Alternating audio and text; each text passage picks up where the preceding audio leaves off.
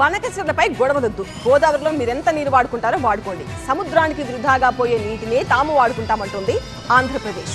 తెలంగాణకు రావాల్సిన చుక్క నీరు కూడా ఆంధ్రాకు ఎక్కువ పోనివ్వబోము అంటున్నారు మంత్రి పొంగులేటి. మరోవైపు కాంగ్రెస్ ప్రభుత్వం బనకచెర్ల ప్రాజెక్టును అడ్డుకోకపోతే తామే రైతుల తరఫున సుప్రీంకోర్టుకు వెళ్తామంటోంది బీఆర్ఎస్.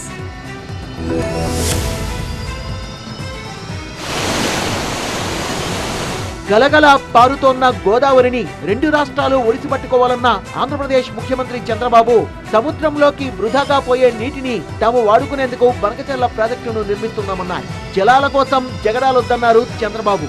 చెప్పాను, అటు తెలంగాణ వాడుకోవాలంటే వాళ్ళు కూడా వాడుకోవచ్చు, ఆంధ్రప్రదేశ్ మనం వాడుకుంటాం, ఎవరికి ఇబ్బంది లేదు.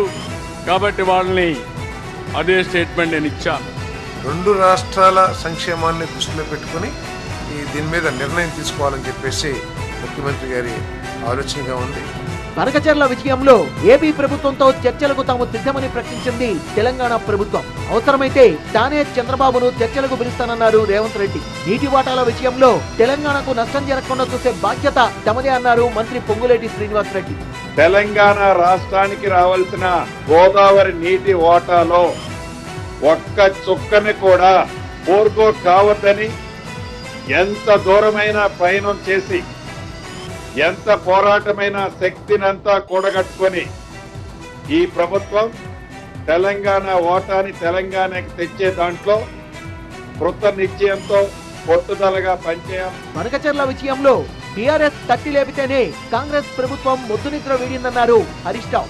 ఏపీపై కాంగ్రెస్ ప్రభుత్వం పోరాడలేకపోతే తాము రంగంలోకి దిగుతామన్నారు హరీష్ రావు. ఇవాళ బీఆర్ఎస్ తెలంగాణ హక్కులు కాపాడడం కోసం పోరాడుతూ ఉంది. కాంగ్రెస్ కూడా ఇవాళ అధికారంలో ఉంది కనుక నిజాయితీగా మీరు పోరాడండి, సుప్రీంకోర్టుకు వెళ్ళండి. ఒకవేళ మీరు వెళ్ళకపోతే రైతుల పక్షాన రైతులతోని సుప్రీంకోర్టులో బీఆర్ఎస్ పార్టీ కేసు వేస్తుంది. బీఆర్ఎస్ పార్టీ తెలంగాణ హక్కులు కాపాడు. గోదావరి జలాల విషయంలో కాంగ్రెస్ ప్రభుత్వం ఫుల్ క్లారిటీతో ఉందంటున్న కాంగ్రెస్ మంత్రులు అయితే చర్చలు లేదంటే న్యాయ పోరాటం చేస్తామని అన్నింటికీ కాంగ్రెస్ ప్రభుత్వం సిద్ధంగా ఉందంటున్నారు మినిస్టర్.